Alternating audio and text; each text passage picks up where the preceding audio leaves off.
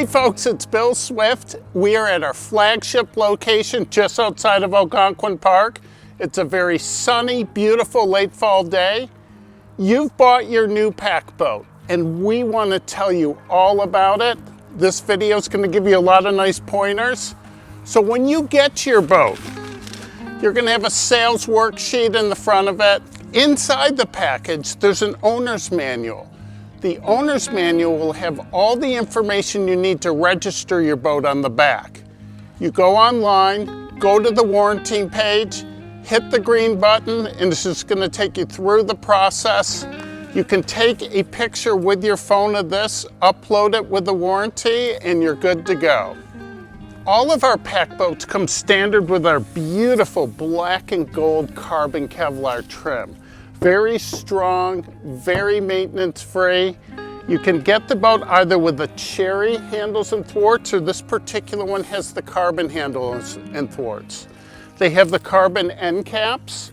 We drill a little hole in the end to them. So when you flip your boat over, any water that's in it can run right out through there. Now, all of our pack boats have flotation chambers at each end. And there's a float tank plug on them. So when you go to use your boat, you slowly put the float tank in and you click it down, completely watertight. When you're finished paddling with it, if you want to, you can pop the float tank out. So if you ever see the area around the float tank pulling in or puffing out a little bit, means you need to neutralize the air pressure. Just pop the float tank plug out, let the air neutralize for a few minutes, and then put the float tank back in again. I leave them out in the winter. I put them in the spring. If I'm going through a time when there's big temperature changes, I'll often will release the pressure on it and then put it back in again. So then we come down the boat. There's thwarts on them, and these are our foot braces. Now the foot braces are very easy to operate, but let me just go through this for you. So right from where you're sitting, you can move it forward and back. When you first get the boat, this may be a little bit sticky. When you find the right spot, it'll settle down in. If you don't have it down, it'll move on you. The other thing is, many people will pull this out this way. You don't want to do it. Keep it right along the boat. Just go back and forth like this. It's by far the best way to get this done. Now this particular boat has a cherry yoke on it. We also build them in carbon. They're a great feature to have. Let's show you how to properly put the yoke in. There's screws on each end. What I like to do is line the one up, turn it once or twice, get the other one started, and then I find I can turn both of them at the same time. Get it to where it's just snug again, guys. Don't over crank these. Beautiful just like this, and it makes it where I can very easily put my hands right on the gunnels. You don't want to put them on the yoke when you flip it up. And very gently, right up on your shoulders. Very easy to flip it down. And just to save time, I've gotten in the habit of unscrewing both of them at the same time. Get to where they're out. And when I paddle, I really like tucking this in right next to me, right there. I put my water bottle on one side and the yoke right here on the other. Now this seat system is incredible, and it's one of the big reasons why our pack boats have been so popular. So here's a strap right here. There's two clips to it. So when you finish paddling, you want to tighten this up when you're driving, you're storing it. Keep the seat down like this. When you're going to use the seat, put it onto the other clip. And the strap for the seat flows right through the back here. So what I'm going to do now, I'm going to tuck this part right in here, and I'm going to pull this up. I don't crank the heck out of it. Some people get it really super tight, and what that does is it prevents it from moving when you're paddling. I like it a little bit loose. You also don't want to do this. I've had customers loop the strap back around the back bar here. You don't want to do that either. Just put it straight up. Just get it where it's somewhat taut, but there's some play in it. And we're going to show you that when we get in and out of the boat later. Adjustable lumbar support, ooh la la. This is so sweet once you get used to the right spot on it. Now, you finished paddling for the day. Always clip this back in, crank it up. You don't want to drive with the seat up where it can really flop around or the adjustable lumbar support pad can come off. Anything detachable on the boat. The yoke system. If you get our sliding seat on our pack boats, slide the seat right out and put it in your vehicle. Don't leave anything that's detachable on the boat when you're traveling, especially if you're going down gravel roads that are really bumpy, but it's a good habit to get into. Every boat has a serial number plate on the back end. At the end of it is the month represented by a letter and then the year that the boat was built. So this is a Cruiser 12.8 Kevlar Fusion Ruby over Champagne. We need the new owner to really enjoy this boat and put lots of nice character marks on the boat. So let's talk about the hull maintenance now. So we use what's called Protectant 303, and it basically is suntan lotion for your boat. And what we do is we spray a thin film on it, and I'll show it to you. Very easy process to do. Helps protect the gel, the laminate from fading, deteriorating a little over time.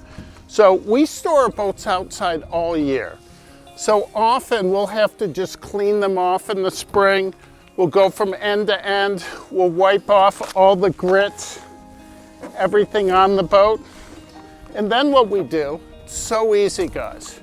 We literally just spray a little bit of the Protectant 303 and you just literally wipe it in. When I was a kid, we used marine waxes all the time.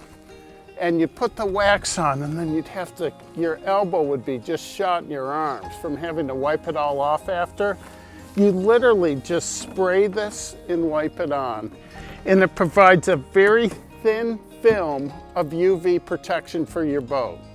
If you're out paddling in salt water for the day, wash your boat off afterwards. Or if you're in a river or lake where you can just tell some contaminants are getting on the boat, great idea to clean it off. If you're primarily in fresh water like we are up here, I only put the Protectant 303 on once or twice a year, and I store all my boats outside. If you're able to store the boat inside, best way to do it, you see all of our racks here with the 2x4s, we've put carpeting on them. Put most of the weight right on the gunnels if you can. It's by far the best way for the structural integrity of the boat in the long run for it to be stored. You can use a lot of these new racks I've seen from Suspends, Talix, where they're leaned on the side. If you're going to do that, try to have the pressure of the bar very even on the boat and try to do it where there's a rib area. If you look closely, you can see where the rib structures are on the inside of our boat, and you don't want anything pinching hard on it. So number one choice for me is to put it upside down on 2x4 racks coming out. Those other types of racks can work properly if you put it on and don't have anything really pressuring the boat in one concentrated spot too much. Folks, I want to give you some really neat pointers how to get in and out of the boat, how to use it, some things that I've learned over the years. I bought my personal boat here, I call him Raven, and this boat has been hammered on over the years. It was an experimental prototype we did. And I have put so many miles on this. I've hit so many rocks, run over so many logs, and that's got a lot of character marks on it, but I absolutely love it.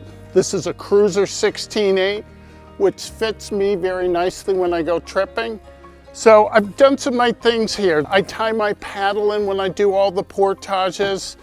I take a day pack with me. So let's flip this boat up and let's head down to the water and have some fun. And I'm going to show you folks some other really neat things.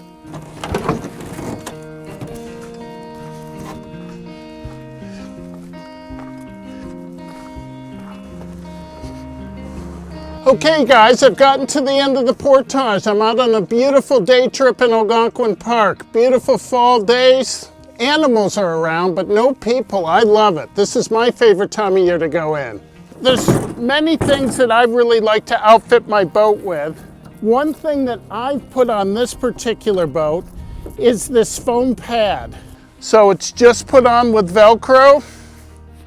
It gives you so much cushioning on your shoulder. I can carry a pack and a canoe with this pad on it, 40, 50 pound pack, pretty comfortably. I'm going to show you the easiest way to get in and out of the pack boat with a paddle. What I always do is put it right behind me. I sit down on the dock right next to the boat. And what I'm going to do is I'm going to put a lot of weight right on the paddle while I get in. I'm going to put one leg in first, then scooch my other leg in. Now here's something really important to do, folks. Don't push away from the dock before you've got your butt centered properly, you've got your feet in the right position. Many of our pack boats, especially the cruiser series, have the sides tucked in nicely where you can really brace your legs on the side, much like a kayak, to give you a lot of stability. The other pack boats, you can do this pretty close. Some people build up a little padding if they really want more stability. What I like to do is I like to get people just to roll the boat back and forth where they're still close to the shore. And then once they feel comfortable, slowly pull your way out. I always like teaching people different strokes on how to move a boat sideways right away. This is what's referred to as a sculling stroke. And notice how I have my top hand way out. If my top hand's down low, I can't move the boat as much. So let me come back in the other way. Some people call this spreading the peanut butter, frosting the cake, where you slowly put the upstream edge in a little bit. But it's important to learn how to control your boat, not just paddling forward, but if you ever need to get in tight spots and to control it. I really have been using a canoe paddle a lot lately, and when you do, you get a real short one. This is a 50-inch one. If I'm in a tandem canoe, typically I'm using a 57 to 60-inch paddle. In a solo, I like a 56 to 58. But when you're in a pack boat, you're down lower in the boat. So you want a shorter shaft. So the 50-inch fits me really nicely. I've also had shoulder injuries over the years, and I find that just having a shorter paddle makes it very, very comfortable. I love having the short bent shaft paddle because it's so easy to switch the sides. And when I paddle, once I get the speed going, I do about every 5 or 6 strokes. And I just find I can effortlessly paddle with the boat. Folks, I love the bent shaft paddle. It's something I grew up with marathon canoe racing. But I also went to camp and learned how to paddle with the beautiful Cherry one-piece straight shaft paddle. And many of our folks that get the pack boats want a canoe paddle like the straight shaft. This Badger Tonga paddle is an absolutely ideal one. Again, it's shorter, like the bent shaft I just showed you. And it's nice, people that like fishing too, sometimes will take a kayak paddle and a canoe paddle.